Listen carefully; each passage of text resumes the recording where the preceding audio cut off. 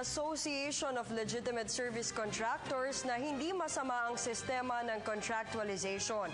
Gayunpaman, hinikayat ng PALSCON ng publiko na i-report agad ang mga manggagawang nangaabuso ng mga empleyado, lalo na mga illegal na manpower agency. Si George Bandola sa detalye. Sa mga contractualization, para sa Philippine Association of Legitimate Service Contractors, nagbago na kasi ang sistema ng contractualization maliban sa mga fly-by-night na manpower agencies ngayon. Ayon sa PALSCON, hindi na pinapayagan ng Department of Labor and Employment ang tinatawag na 555 o job contracting na tuwing 5 buwan lamang at posibleng mawalan na ng trabaho ang isang manggagawa. Hindi na kami pwedeng magtanggal ng empleyado every 5 months. Yan yung endo. Ito yung 555, wala na yon.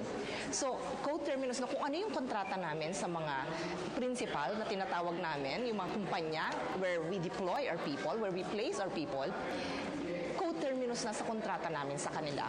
Paliwanag ng Kaliwara, kaya sinisikap ng mga labor contractors na makakuha ng mga mahahabang service contracts lalo na sa mga manufacturing firms and locators upang mabigyan din ng mas mahabang employment contract ang mga manggagawa.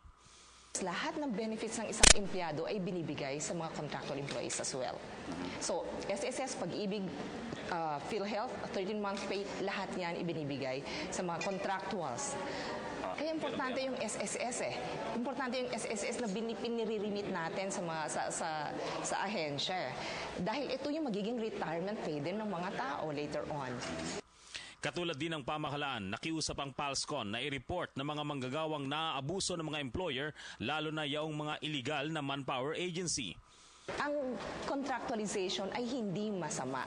Kami po ay nagbibigay ng mga decent jobs sa mga kapwa natin Pilipino. Tiwala rin ng PALSCON na mananatiling maayos ang pamamalakad sa DOLE kahit pa sino ang iupo dito ng susunod na administrasyon. Para sa Telebisyon ng Bayan, George Bandol.